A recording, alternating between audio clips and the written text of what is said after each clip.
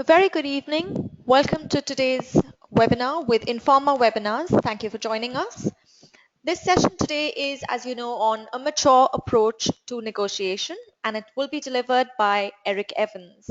Eric Evans, today's speaker, is one of our very senior associates, having delivered several training courses on supply chain management topics, as well as recently having chaired the procurement conference with Informa. Just a few housekeeping rules that I'd like to share with you before we move on.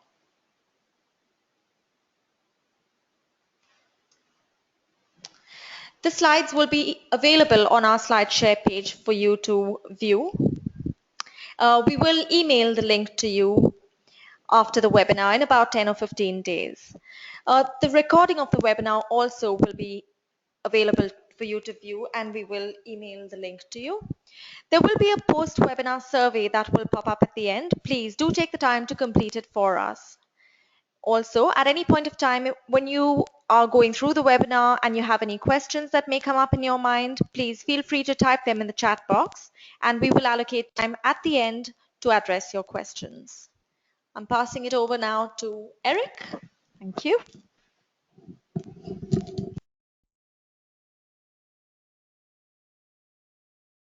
Good afternoon.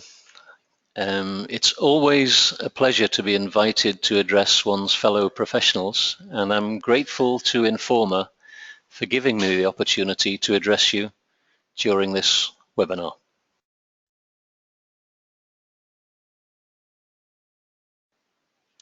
I want you to imagine two different organizations, and one organization has a very professional approach to negotiation.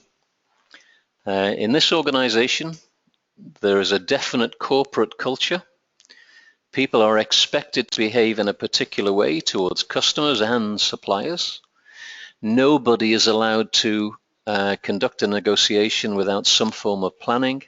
In other words, the thing is done very professionally, standards are applied, and it's not just a question of saying anybody can negotiate.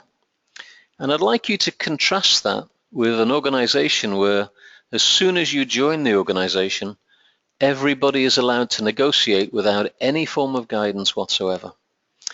And we recently had the pleasure of working with two consultancy clients where we saw both of these extremes.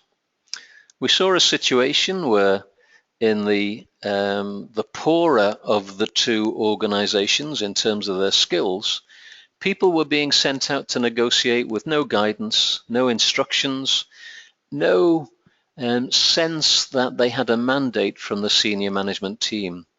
And the sort of things that we found were inexperienced negotiators were actually really upsetting customers and equally upsetting suppliers. We found situations in these negotiations where the guys on the other side of the table would make an offer, and the negotiators from our client would say, I'm sorry, I'm going to have to go and ask my boss about this. In other words, they didn't have any credibility, and it was quite clear they didn't actually have the authority to negotiate. Contrast that with the professionally run organization, where people were as one in the negotiating team. Everybody was on the same page.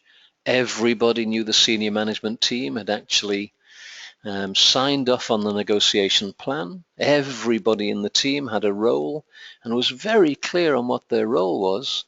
There were processes in place to make sure that the negotiators acted in unison and drove very hard towards their goals. It's not uncommon to find this sort of difference between well-run organizations and organizations where literally anyone can go and negotiate. And about 7 or 8 years ago, an organization called the IACCM, the International Association for Contract and Commercial Management, with a training service provider, conducted a piece of research to understand what the best organizations in the world are doing to improve the performance of their negotiators. And what IACCM did was to survey about 124 globally recognized organizations, organizations such as those on the screen, Alliance, British Petroleum, Computer Sciences Corporation, General Motors, HP, Microsoft, and so on. I'm sure you'll agree these are very well respected organizations. But I have to say, even though these are very well respected organizations, not all of them negotiated professionally. The survey actually found a very strong correlation between how successful the organizations were and how their staff were encouraged or allowed to negotiate. And there's just one statistic here which I've included in the slide. In 2007, the net income of the world's 2,000 largest companies actually declined by just under a third. This was the time of a recession, when everybody was fighting hard for business, fighting hard for margins. Procurement guys were trying really, really hard to manage costs. So on average, 2,000 companies, a decline in net income of about a third.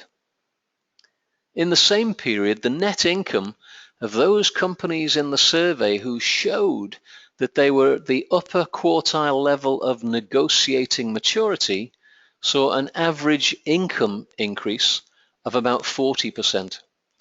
So between the average companies and the best performing companies was a difference of about 70%. Now, I don't know about you guys, but I'm a bit of a cynic. I kind of think this difference is probably down to a number of things. It could be down to the industry, it could be down to senior management policies, it could be down to the quality of the people negotiating, but one of the facts was pretty clear. Those organizations which had a mature approach to negotiation were definitely seeing an improvement in performance. So where we went from here was to try and analyze what is it that these mature organizations are doing in negotiation to achieve such better results. And we actually found that there were 12 major factors or 12 major issues that the most successful negotiating organizations had mastered. From here, we produced what we call a maturity scale. We identified those organizations which on each of these 12 elements were performing better than everybody else. We identified on each of these 12 elements who was accomplished, who were the best, most successful organizations. We identified organizations which were maybe not accomplished on each of these 12 things, but were practitioners, very solid negotiators. We found about 40% of organizations were aware. They knew what they should be doing, but somehow never managed to do it. And a final 20% of organizations were what we described as innocent. I think if I was being impolite, I'd probably call them stupid. And these are organizations that in terms of negotiation would allow people who were absolutely awful at the way they negotiated to be let loose on customers and suppliers. So from this, we've now got a document which shows us the 12 key elements that you need to master as an organization to be successful when negotiating.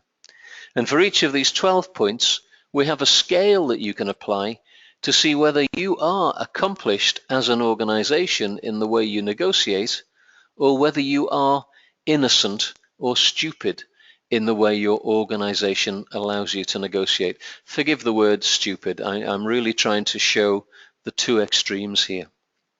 From here, we produced a piece of software.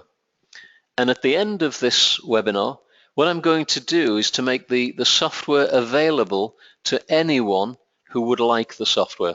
It's free of charge. It's not something that you need to send back to Informa. You get the software, you open the software. There are a number of questions about how your organization negotiates. And once you've gone through these questions, very simple questions, the software program produces a picture of where your organization is likely to be successful and where it is likely to be innocent. It's a very easy to understand chart. If However, when you get it and you complete it, you do want some guidance or some feedback, then feel free to send an email, and what we'll do is make clear what the feedback on the software actually means. But as I say, 95% of people who get the software are able to use it and view the profile of what they look like as negotiators very, very simply.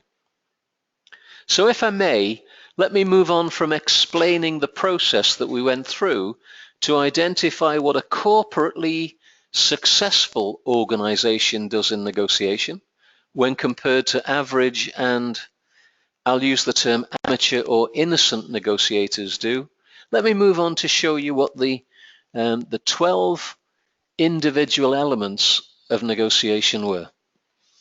So you should find coming up on the screen now a slide which says the corporate negotiation process, and you should see what I've called the 12 building blocks for success.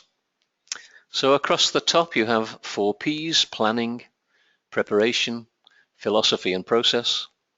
In the center you have negotiation standards, stakeholder engagement, success motivators and senior management support. And down the bottom you have some issues such as behaviors, training, mandate from senior management, approvals for the negotiation plan, and finally measures of success. So if I may, I'll take these items one by one and just share a little bit of thinking around each of them.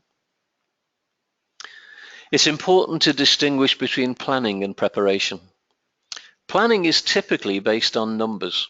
So this would be the objectives that you set, the benchmarks you use, if you like, to be able to say that what you're asking for is realistic and reasonable.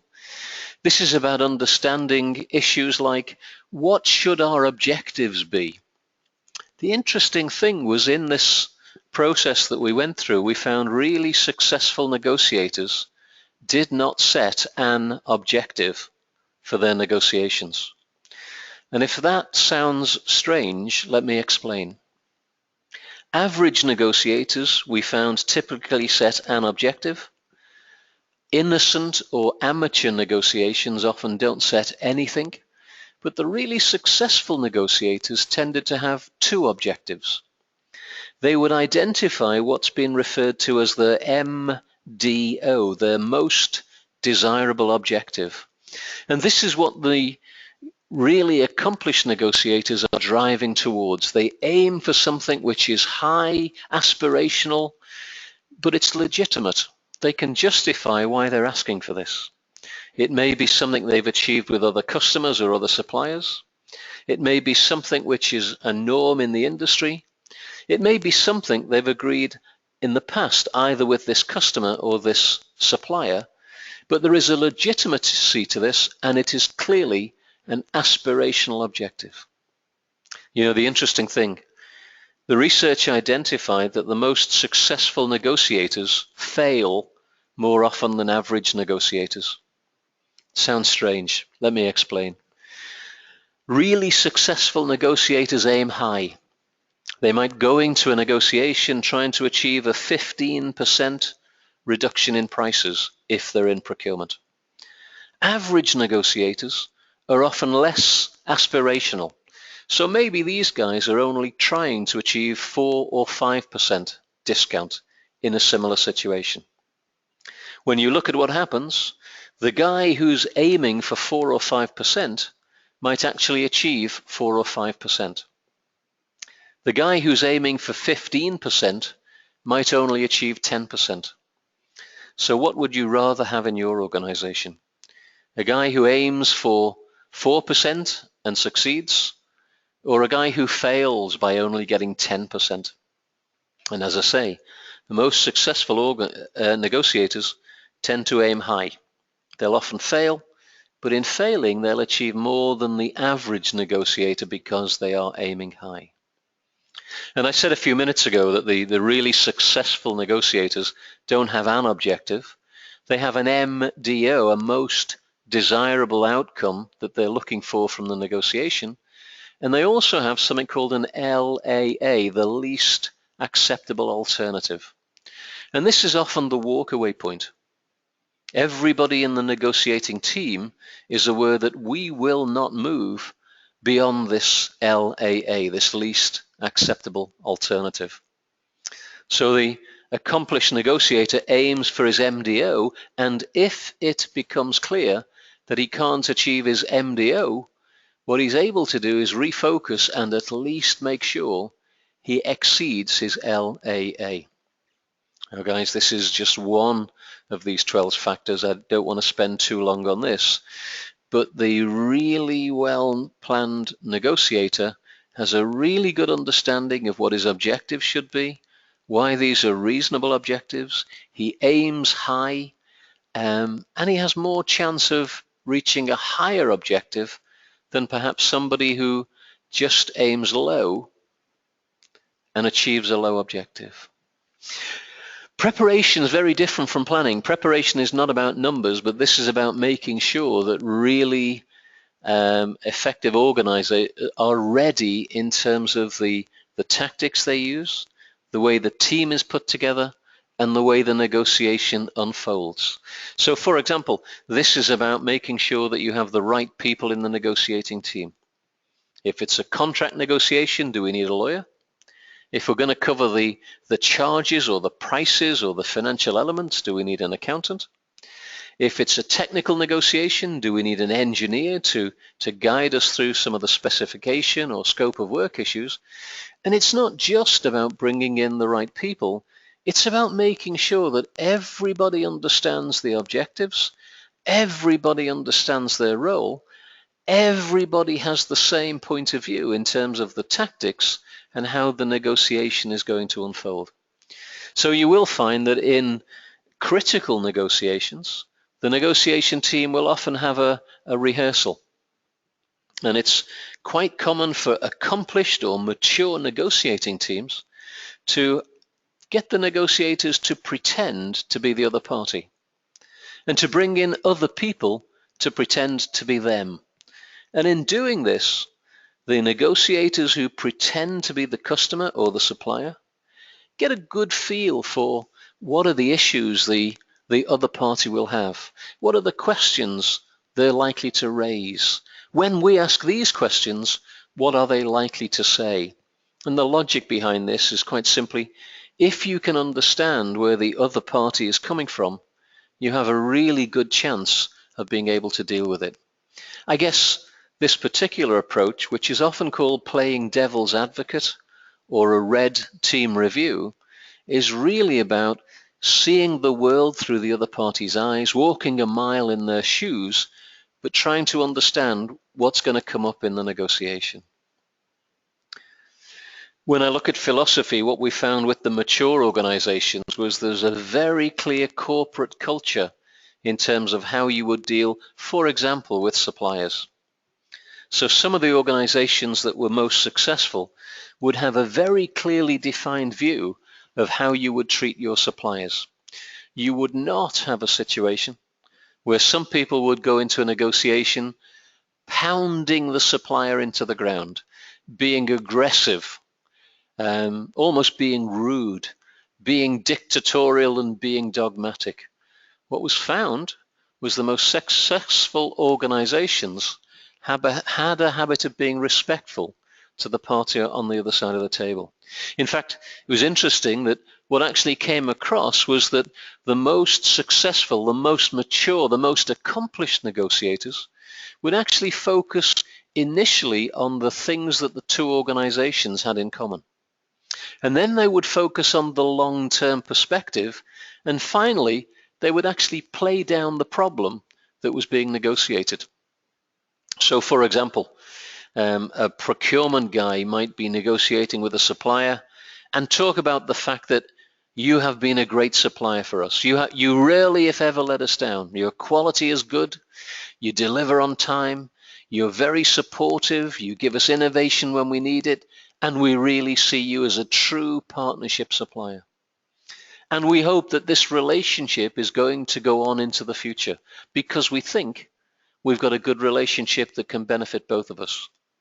But come on, guys, we've got a problem and we've really got to work together to resolve this problem, was almost the philosophy which the more accomplished and mature negotiators would bring to the table. Now, I don't want to give you the impression that every negotiation can go this way. Clearly, there are some times with a difficult customer or a difficult supplier when you have to take a different approach. But there's certainly an overriding corporate philosophy. And during the planning and preparation, the negotiation team will consider, do we need to change that corporate philosophy? Maybe if I give you a couple of examples just to bring this to life. In the airline industry in the UK, we have two major airlines, which in their own way are both very successful. Very successful, but very different. British Airways is the generally accepted largest airline in the UK, but it's not actually the biggest anymore.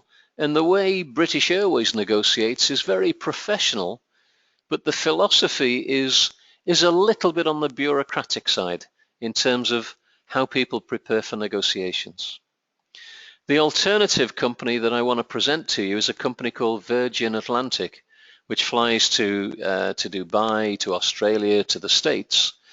And Virgin was set by a guy called Richard Branson, who's very entrepreneurial and very creative. And so what you find with Virgin Atlantic is this corporate philosophy, this corporate culture of being innovative, of being creative, of finding new ways of doing things, of building close relationships, actually gets some significant benefits for Virgin Atlantic. Having worked with organizations such as Emirates, such as Virgin, BA, EasyJet, Aer Lingus, many other airlines, I have to tell you that suppliers actually really appreciate the creative approach to problem solving, which is part of the Virgin Atlantic philosophy. If I move to that final blue box on the top line, which is about process, I guess most of you would recognize that leading organizations today tend to develop processes which help people to understand how the organization expects you to do things. So you'll find strategic sourcing processes where the procurement guys are expected to behave in a particular way and follow particular steps.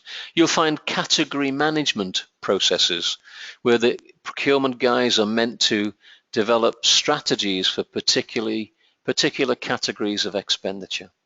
And this idea of developing processes extends to sales also.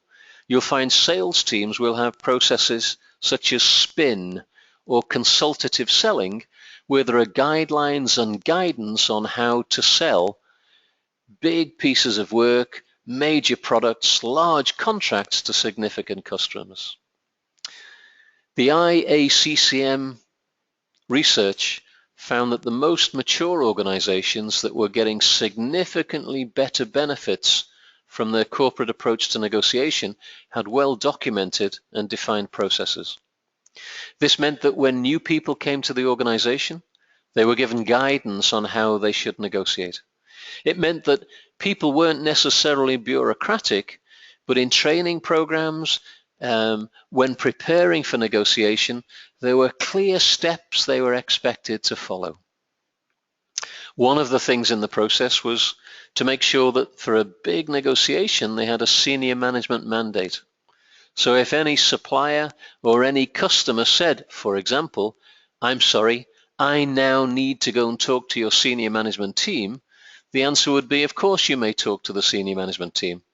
But we know, having had a mandate from the senior management team, that this is what they will say to you. And it strengthens the power, the leverage which the negotiator has. Guys, I'm going to go through the other 8 points a little bit more quickly, but I'm sure you recognize that planning and preparation for negotiation is one of the key drivers of success. In terms of negotiation standards, what we found with the really mature organizations is that at the end of each negotiation, there would be a 1 or 2 page summary of how the negotiation went. And that this 1 or 2 page summary was filed on a database that every negotiator in the organization could access. So imagine a regional organization where you have procurement guys in Egypt and in Dubai and in Doha and maybe in Kuwait, everybody would file their report at the end of a negotiation and learn with a particular supplier what had been agreed. So if you're negotiating, for example, with Hewlett-Packard, you can see a file which says when your colleagues negotiated with Hewlett-Packard, this was what they achieved. And these were the obstacles they found, and this is how they actually got around the obstacles. Equally on the sales side, every conversation which was part of a negotiation with a customer is filed on a database. So you're able to say, I don't know why, Mr. Buyer, you're arguing at this point, because your colleagues in India, in China, in Mexico, in Australia have already accepted this point. So you have an awful lot of information shared with suppliers and with customers, which gives people a really good understanding of with a particular customer or supplier what's been negotiated, what's been agreed, and what was never agreed.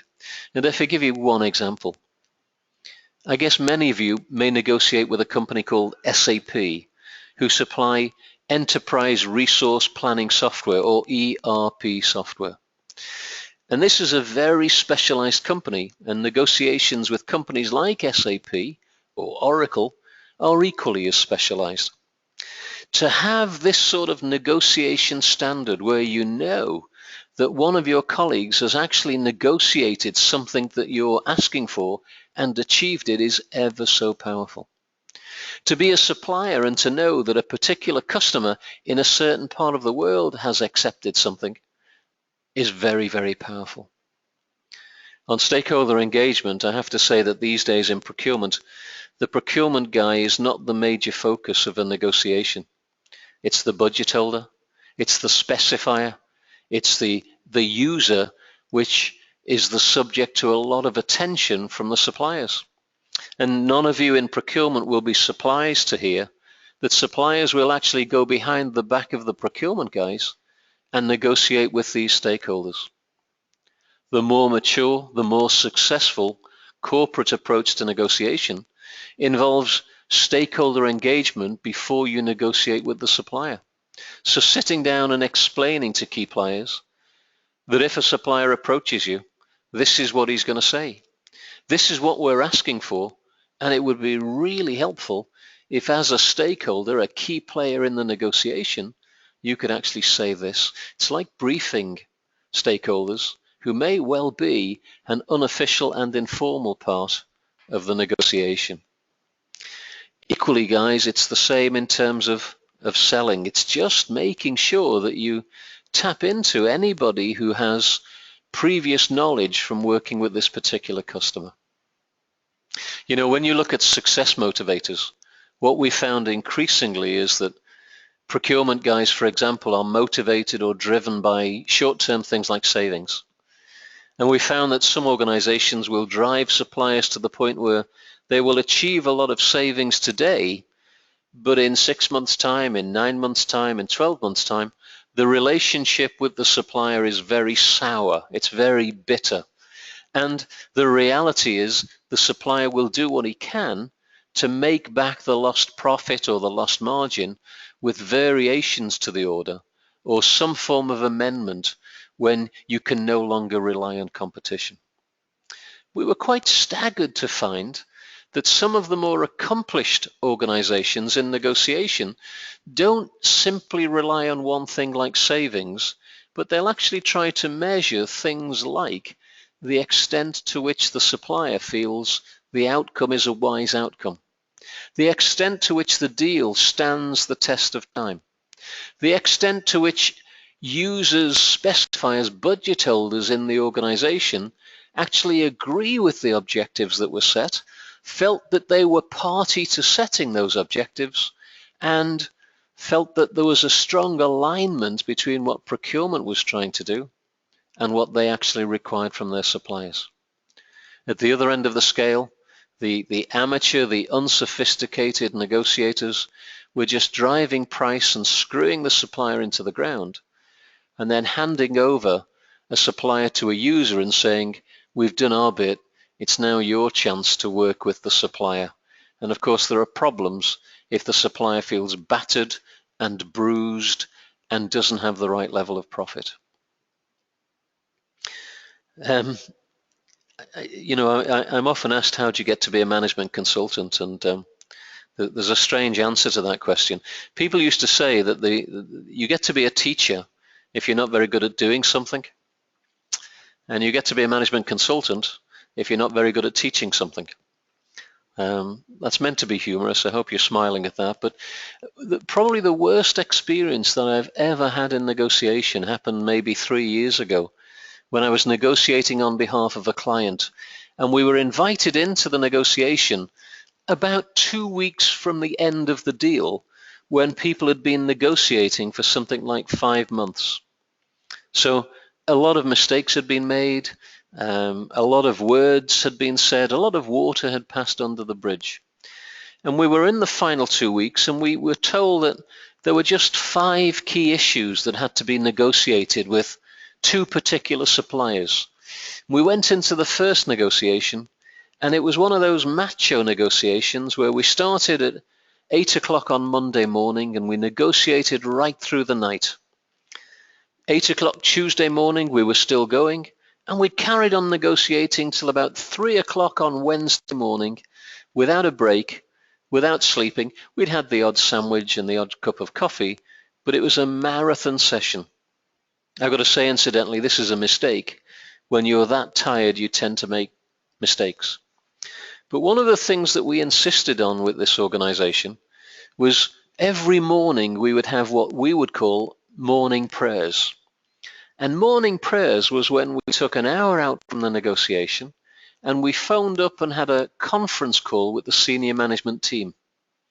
And as we're having the conference call with the senior management team, the first conference call that we had, which was about 5 o'clock on the Wednesday morning, senior management asked us, how are you doing?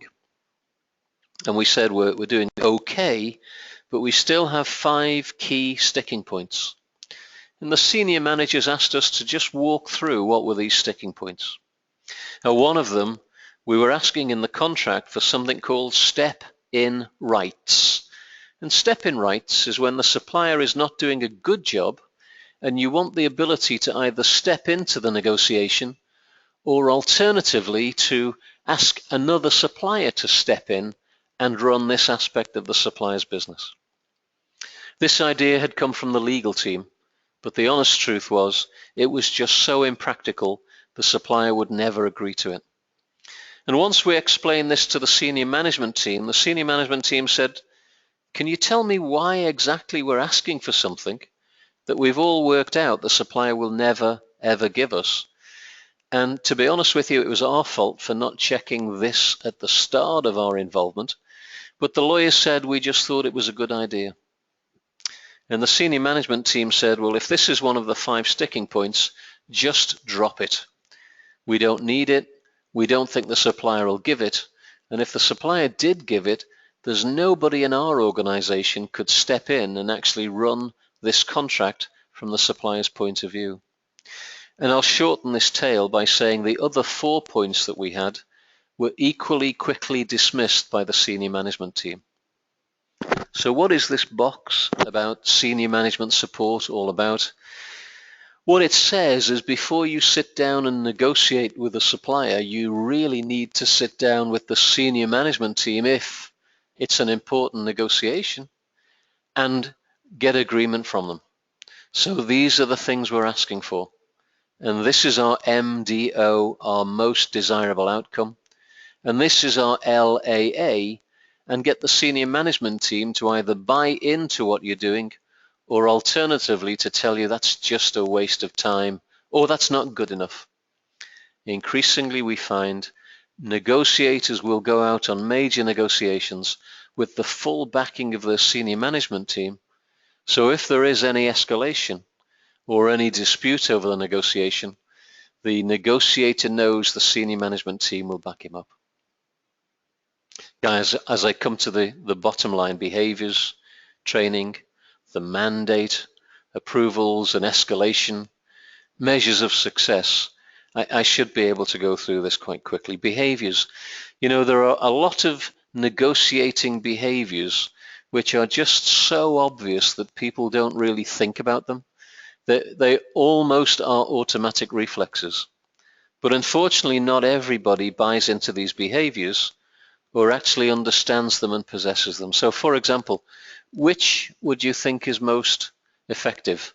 Having good speaking skills or having good listening skills?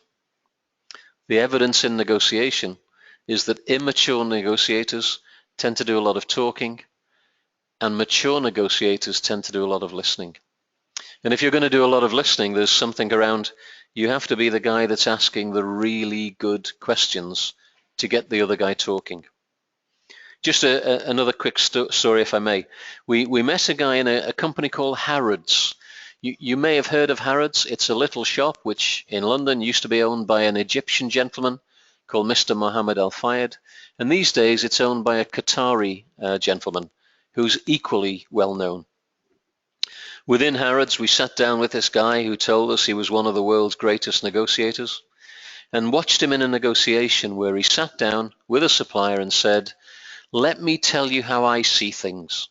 And he spent 20 minutes at the start of the negotiation telling the supplier how he saw things. At the end of that 20 minutes, the supplier had said nothing, but he'd learned a great deal because he was listening. He didn't even have to ask any questions. And the procurement guy, who thought he was one of the world's best negotiators, had spent 20 minutes giving information away. Guys, I have to tell you, the way to start a negotiation in terms of behavior is not to tell the other guy how you see things, but to start with a lovely open question such as, "Thank you for coming, tell me, how do you see things?" When we looked at really successful negotiators in organizations which were achieving more profitability and more success, we found the successful negotiators had really good skills in things like emotional intelligence, really good skills in reading body language, really understood the difference between how Indian people negotiate and how they behave, how German people negotiate, how Emiratis negotiate, how Saudis, Egyptians, Lebanese people negotiate, and we're able to understand, therefore, if there are differences in how people behave, how can we use those differences? And there's been a great deal of research in terms of different nationalities and their style of negotiation. So, for example, German people, Scandinavian people are very, very strong on logic, on facts, on data, on planning, on being structured in the way they approach things. Mediterranean negotiators such as Italians, Spanish, Greeks, Cypriots, and even people from North Africa are much stronger on building relationships than they are on facts. With many of us in this region, the reality is that what we look for first and foremost is, do I trust this guy? Can I work with this guy? I'm not saying we have to change. I'm not saying the Germans have to change, but if we understand the difference between negotiating with a Chinese company and a Russian company, an American company and a British company, that really helps to get us better results. You know, there are some organizations that insist that people have a certain amount of training every year. I work with a company that insists that their sales force have 6 weeks of negotiation training. I'm just wondering how many people on the conference call have actually had 6 weeks of negotiation training, or 5 weeks, or 3 weeks, or 2 weeks. You know, if you have not had the training, it does not mean you are a poorer negotiator, but it often means that the people on the other side of the table are better trained at negotiation, in understanding the tactics, in understanding the behaviors, in understanding how to deal with difficult situations. So guys, if I try and wrap this particular slide up, there's also something about getting the mandate, getting approval, understanding if things don't go well, what is the escalation process? There are things to do with defining what a successful outcome is, not just in terms of price or margin or savings, but also in terms of measuring the relationship and measuring the extent to which the way the negotiation has been done will, in the long term, help you with a particular client or with a particular supplier. Now, the software which is available, and it's available by contacting Informa at the end of this webinar, is a piece of software. It's a Microsoft Excel spreadsheet. It has a number of macros in it. It's not going to be charged for. It's yours if you simply ask for it. And when you complete it, you do not need to share the output with us. It's just for you. Typically, what you need to think about is getting maybe 3 or 4, maybe even more people to complete the software and seeing if everyone has the same view on how your corporate approach to negotiation has been defined. Typically, you will be able to identify your organization as accomplished, practitioner, aware, or innocent. But you will also find that if you ask a number of people to complete the software, you may find a great degree of variation in how people fill in the software. And all this quite simply means is that there isn't the consistency in the way that you negotiate. So maybe people have a different philosophy. Maybe people follow a different process. Maybe people undertake different degrees of planning. So the 4 slides that you will see after this just begin to give you the detail I've gone through, and the slide which is just appearing now on the screen actually gives you the output that you will find from the piece of software. Now, it does say at the bottom, the corporate negotiation profile software is available at no cost from me, but if you wouldn't mind, I really would appreciate if you get this from Informa rather than get this from me. And round the edge of the spider's web you can see on the slide are the 12 words or phrases that we've just gone through: planning, preparation, philosophy, negotiation standards, and so on. And the blue line shows this particular organization, and it shows the average answers from a number of people who filled in the software. So you can see that it hovers round about the score of 2. And 2 is aware, not particularly good. It's not innocent, it's not practitioner, it's not accomplished. But we have captured something called the standard deviation. So those of you who have studied statistics at some point will understand that the standard deviation is a measure of how much variation there is away from the average or the mean. So for example, if we look at behaviors, you will see the red and the green line are fairly close to the average. If we look at board level support, you'll see the red and the green is quite a far way away from the blue.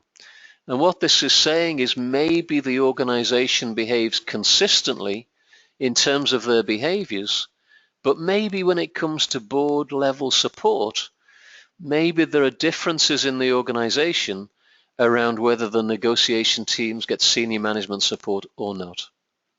Ladies and gentlemen, as I say, it's available at no cost. You're more than welcome to it. We also have, incidentally, a similar package, which if you wish, you're more than welcome to this, which doesn't look at the corporate approach to negotiation, but looks at how each of us as individuals negotiate. And the purpose of this second piece of software is to help you to identify your individual strengths and also things which you might want to think about doing differently. And this focuses on the mental model that people have. It focuses on how individuals plan, on how they control the negotiation, on how good they are at building relationships, and also on how good they are at getting results for their organization. So please, just to explain, what we've talked about so far has been the corporate negotiation profile, but there is also available an individual negotiation profile, which you're more than welcome to. This is just what the corporate negotiation profile looks like when you open it. This is the front sheet, and quite simply, if you click on the Begin Self-Assessment button, you are then taken through this series of questions which you answer quite simply. We have also a range of other tools and templates which we are more than happy to actually provide if that would be helpful. Just to be clear, I'm not suggesting, ladies and gentlemen, that we all need guns to improve our power in negotiation. This was meant to be humorous. But for example, we've talked about planning and preparation being particularly important. We have a number of tools and templates to help you make sure that you're actually planning a negotiation professionally and therefore increasing the probability of success. If it's something that would be helpful, we would be only too pleased to provide the negotiating planning template. So please, if that would be helpful, please make sure you ask for this. The final tool I want to share with you, which is a maturity tool, is something which we call the commercial framework. This will probably take me between 5 and 10 minutes to explain, at which point I will stop and give you guys an opportunity to raise any questions that you have based upon this presentation. The commercial framework tool is a tool that was developed by A.T. Kearney, one of the very professional management consulting organizations who have a lot of people who can assist in negotiations with customers and suppliers. And they did a piece of work with me working for a company called British American Tobacco. And this was a situation where we were actually outsourcing a major part of our IT function. As I guess you realize, more organizations these days are outsourcing key elements of their IT function and their business. But of course, if you get the outsourcing wrong, there's a lot of things that can happen which you would rather not happen. So it's pretty important that before you negotiate a contract, you've done a very professional and comprehensive job in actually planning. So if I just share with you, for example, how the commercial framework works, these are the 4 things which the commercial framework helps you to think about in terms of what your IT function might want from its suppliers. So number 1 is about commercial priorities. For example, you can actually have the lowest price possible, or you can have a fixed price. But these 2 things tend to be very different. If you want the lowest price possible, then the supplier is not able to build in a contingency to cover price increases or cost changes. So if you get the lowest price possible, the supplier will typically want scope to increase the prices if need be. So when there's a raw material increase, or if there's a labor cost increase, the supplier will come knocking. If you want a fixed price, the supplier will typically need to build in a contingency to cover any increases in costs. So commercial priorities is about really thinking, what in heaven's name do we actually need from the contract? Number 2 is about looking at risk analysis. What could possibly go wrong? If this goes wrong, is there something we need to put into the contract to make sure that we get the right remedy and we don't lose out? And it's not just about risk. Say, for example, the materials we're buying are oil-based and oil prices drop from $120 a barrel to $50 a barrel. Is there an opportunity there to be saying to our supplier, if the oil price drops, we want to see your product prices drop? Principles of conduct is really about how you want to negotiate with a supplier. You can see the relationship as one where everything that goes wrong is the supplier's fault. We want penalties, we want damages, we want consequential loss, we want service credits, and we're really going to hand all of this over to the negotiators to beat into the suppliers. Or you can have principles of conduct which say, you know what, guys, risk should be managed by the person who's best placed to manage it. And we shouldn't just think about pushing all the pain onto the supplier. We should think about incentivizing the supplier, or we should think about how do we make this work for both of us. Relationship priorities. Again, once we've done the deal, how do we manage the relationship going forward so we don't need to rely on the contract? Do we have a governance structure? Do we actually have an ongoing relationship with the supplier or the customer where we don't talk about the contract and taking legal action, but we talk about how we resolve the difficulties that we have? And this commercial framework approach is something that we've found with mature organizations, sophisticated organizations, who when they go into negotiations with customers and suppliers are able to address these 4 issues in a way which makes the supplier or the customer you're dealing with really understand that you're looking for something which is sensible rather than adversarial. Now, the slide you have in front of you, please, if you're suffering from death by PowerPoint slides, this is probably the second to last slide that I'm going to share with you. This slide actually just breaks down this thing called commercial framework and says once you've looked at commercial priorities and risk, the relationship you want with the other party, how you want to conduct yourself, it breaks down into, I don't know, there's probably 7 major areas here. Now, this is for an IT contract. If it was for direct materials or it was for other indirect materials or services, we have a slightly different version we're happy to share with you. But this for IT says, first of all, supplier services. We need to actually define, have we got the right things in the contract? Do we actually need all of these things? So do we need a clause talking, for example, about staff expertise? All people who work on this contract for us will be sufficiently qualified and experienced. Do we need to put something into this contract about how we transfer knowledge from the supplier to us so we're actually learning? Do we need to build something in about when the supplier can subcontract and when he can't? Equally, supplier remuneration. Does the contract define how we agree the price? Are there incentives? When we pay the supplier, how we deal with currency and currency fluctuations? And often in contracts for IT, there's a benchmarking clause, which gives the buyer the right once a year maybe to survey the market and to reduce the prices for the supplier who actually has the contract. Guys, you'll be pleased to know I'm not going to go through all of these particular areas, but this is just a checklist that professional organizations use just to make sure they've thought about what's important.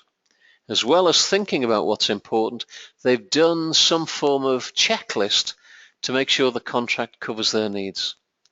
So to pick one thing out simply, under termination, to what extent does the buyer have the right to terminate, either for default when the supplier does something wrong, or quite simply because he terminates for convenience? And what right does the supplier have to terminate the contract? Maybe if the buyer doesn't pay on time, for example, should or does this give the supplier the right to terminate? Ladies and gentlemen, there's an awful lot of difference between organizations which are really, really successful and organizations which are average or pretty poor in the way they behave. The IACCM study seems to demonstrate that the difference between good performance as a corporate approach to negotiation and companies which allow individuals to decide how to negotiate is very, very significant. So what we see is a big difference in corporate profitability, in growth, in reduction in cost base, in the ability to develop effective relationships with key suppliers and key customers, where a corporate negotiation approach has been defined, and everybody who negotiates in an agreed way, which actually raises the level of performance within the organization. I'm going to finish on this slide, ladies and gentlemen, which is really focusing on contract negotiation rather than anything else. One of the organizations that we're dealing with has moved from innocent to practitioner quite simply by getting everybody in the organization to sign up to these 10 key principles. So these are very simple things. This says to procurement guys, for example, never sign up to the supplier standard contract. It says in a contract, never agree to agree, but define everything. It says build in these provisions. So ladies and gentlemen, if I may, can I thank you for giving me the hour of your time? Can I thank you for listening? I do hope you found the presentation that we've done of interest. If you would like to receive the corporate negotiation profile tool, the individual negotiation profile tool, or some more information on negotiation planning or the commercial framework, please drop a short email to Informa at the email address that you already have, and we will be delighted to get this to you within a day or so of your email. Thank you for your time. Are there any questions which you would like to raise?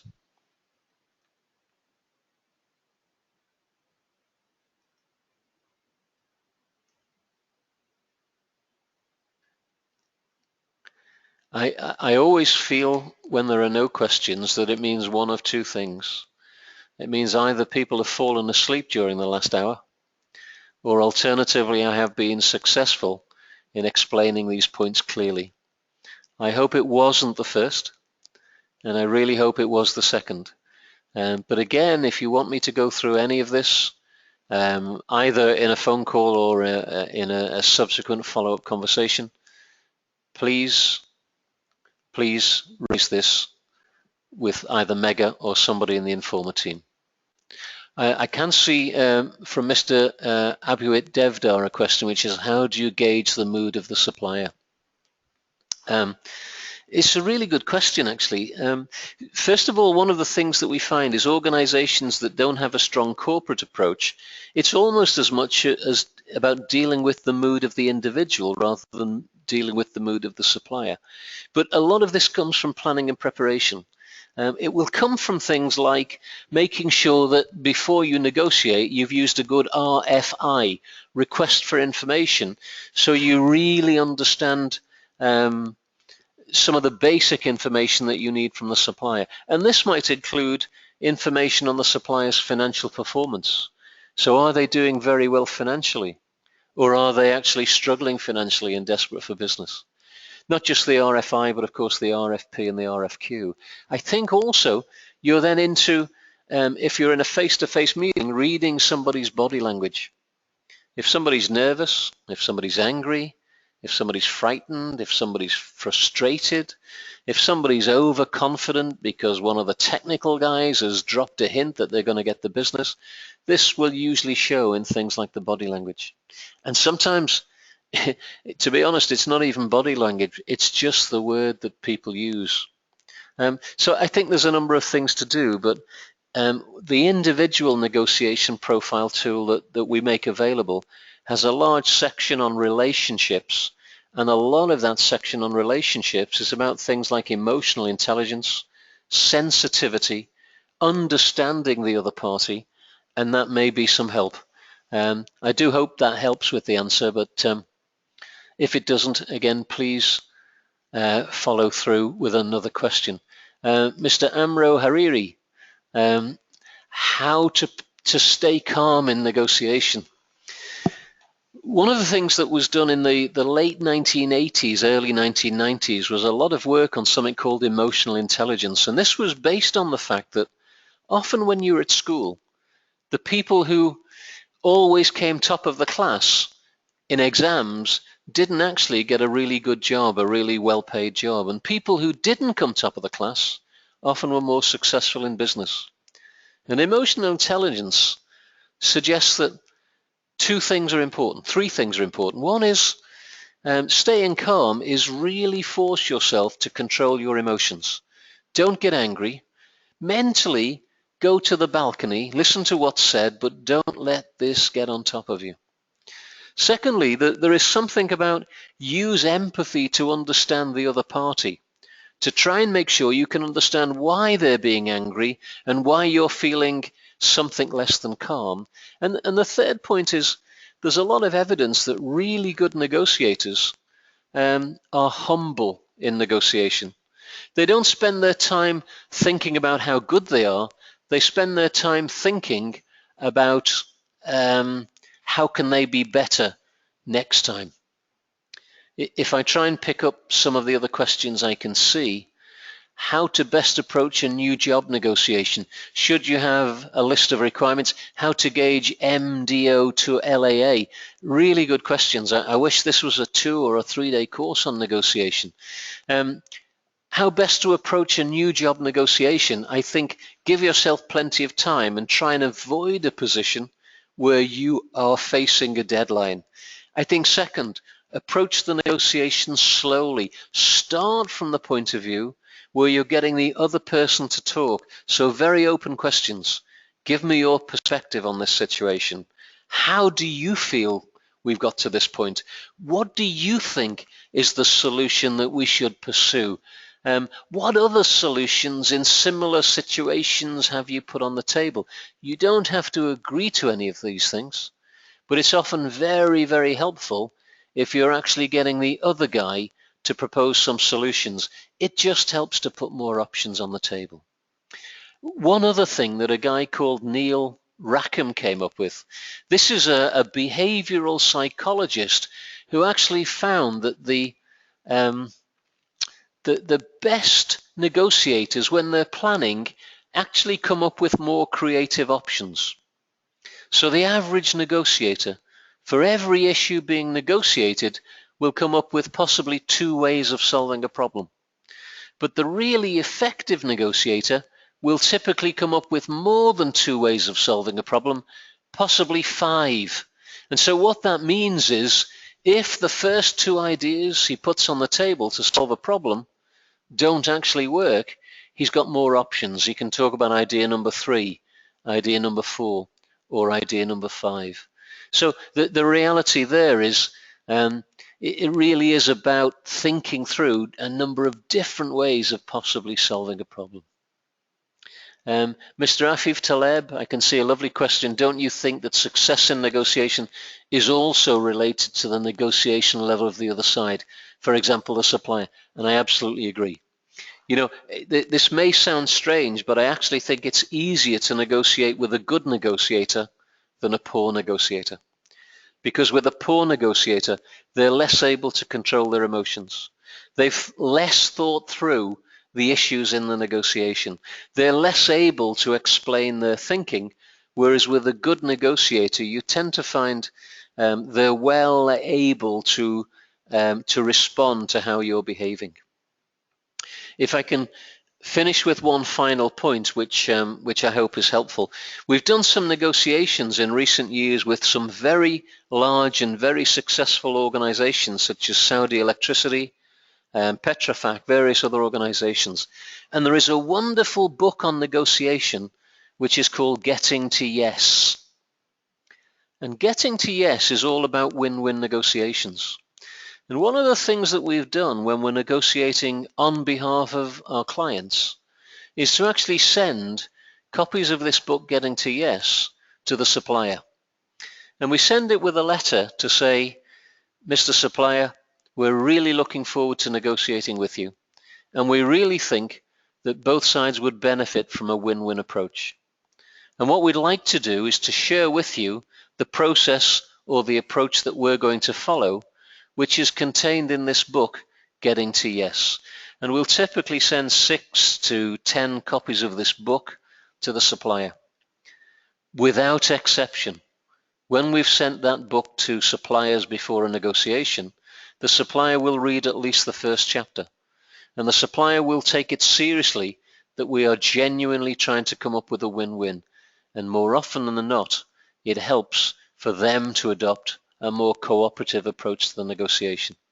And if I may just share a final example before I hand back to Mega. We did a negotiation in Saudi Arabia. We presented 12 copies of this book beforehand. And when the negotiation finished, a supplier came to me and he said, I really want to thank you for sharing the book. The book which said, gives you the principles on which you do a negotiation. And he gave me a gift. And he said, please read this book, because this book will give you the principles that we also follow.